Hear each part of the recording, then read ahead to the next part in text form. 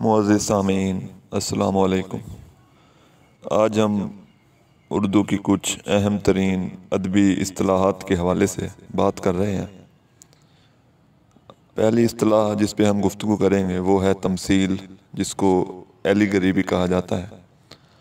تمثیل دراصل بیان کا وہ انداز اور وہ طریقہ ہے جس میں مجرد اور غیر مجسم چیزوں کو مثلاً خوشی، غمی، امید، حسن وغیرہ جیسی چیزیں جن کا کوئی جسم نہیں ہوتا، ان کو کرداروں کے روپ میں مجسم کر کے پیش کیا جائے، یہ طریقہ تمثیل کہلاتا ہے۔ یعنی انسانی جذبات کو یا خواہشات وغیرہ کو ایک مصنف جو ہے وہ اپنے لفظوں کے ذریعے ایک جیتے جاگتے کردار کے روپ میں پیش کرتا ہے، تو اس کو ہم تمثیل کہتے ہیں۔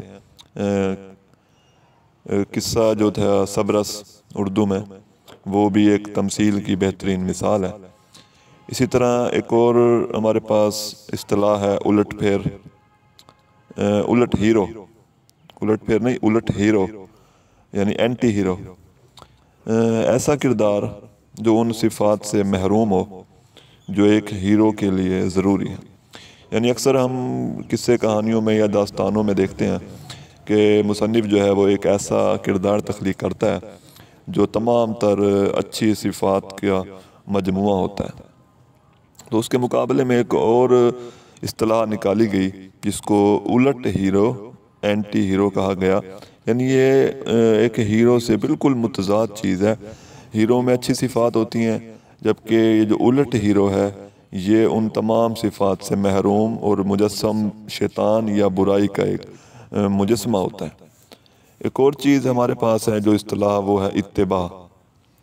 اتباع کا معنی ہم جانتے ہیں کہ کسی کی پیروی کرنا، تو ادبی اصطلاح میں ہم کہیں گے کہ کسی ہم اثر ادیب کے اسلوب اور انداز فکر کی پیروی کرنا، اس کی تقلید کرنا یا تتبع کرنا اتباع کہلاتا ہے۔ یعنی میر غالب اور اقبال کی اگر ہم دیکھیں تو بہت سارے لوگوں نے ان کی نقل کرنے کی کوشش کی، ان کا انداز اپنانے کی کوشش کی، مگر وہ اس کوشش میں ناکام رہے، کیونکہ وہ تمام لوگ جو تھے وہ ان مراحل سے نہیں گزرے تھے، ان حالات سے نہیں گزرے تھے۔ ان کی سوچ، ان کے نظریات میں فرق تھا۔ یعنی وہ میر غالب اور اقبال جیسے ان کے نظریات نہیں تھے، اقبال جیسے اور میر اور غالب جیسے حالات زندگی سے وہ نہیں گزرے تھے، تو اسی وجہ سے انہوں نے جب میر غالب اور اقبال کی نقل کرنے کی کوشش کی تو وہ اس میں ناکام ہوئے۔ ایک اور اصطلاح ہمارے پاس ہے اجتماعیت۔ یہ اکثر ادب میں استعمال کی جاتی ہے۔ تو ادب میں اس سے مراد ہے کہ اپنی ذات یا چند مخصوص لوگوں کو جو ہے وہ اپنے تخلیق میں اہمیت دینے کی بجائے ایک ادیب جو ہوتا ہے وہ پوری قوم یا پورے معاشرے کو اہمیت دیتا ہے اور پورے قوم یا پورے معاشرے کے مسائل، ان کے ضروریات اور ان کے دکھ درد کو اپنے فن پارے کا موضوع بناتا ہے۔ تو اردو میں اگر بات کریں تو سر سید وہ پہلے ادیب تھے جنہوں نے اجتماعیت کی بات کی۔ اس کے علاوہ ایک اور جو اصطلاح عام طور پہ مشکل سمجھی جاتی ہے وہ ہے اجتماعی لاشعور۔ اس سے مراد کسی بھی شخص کے لاشعور کا وہ خاص حصہ جس میں انسانی نسل کے ہزاروں برس کے تجربات جو ہیں وہ محفوظ ہوتے رہتے ہیں، اور اگرچہ وہ ان تجربات سے خود نہیں گزرا ہوتا مگر پھر بھی وہ تجربات جو ہیں وہ اس کو ملتے ہیں، کیونکہ وہ اس کو اس کے آباء و اجداد سے وراثت میں ملے ہوتے ہیں۔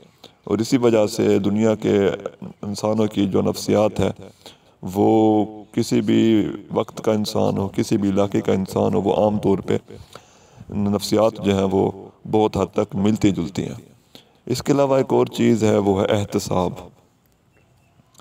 ادیب یا قلمکار پر بعض مرتبہ ملکی سالمیت، حفاظت یا قومی تشخص کی حفاظت، اخلاقی اقدار اور مذہبی جو شعائر ہیں ان کی حفاظت کی غرض سے جو ہے وہ حکومت کی طرف سے چند پابندیاں عائد کر دی جاتی ہیں کہ آپ نے ان موضوعات پر بات نہیں کرنی، ان چیزوں کو، ان لوگوں کو آپ نے اپنی شاعری کا یا اپنی نثر کا موضوع نہیں بنانا۔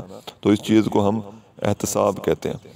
تو پھر شاعر یا جو نثر نگار ہوتا ہے وہ آخر کار ان پابندیوں سے تنگ آ کر پھر وہ علامتی لب و لہجہ اختیار کرتا ہے اور علامت کے انداز میں وہ اپنی گفتگو کرنے کی کوشش کرتا ہے، جیسے انتظار حسین ایک علامتی افسانہ نگار کی حیثیت سے مشہور ہے۔ شکریہ۔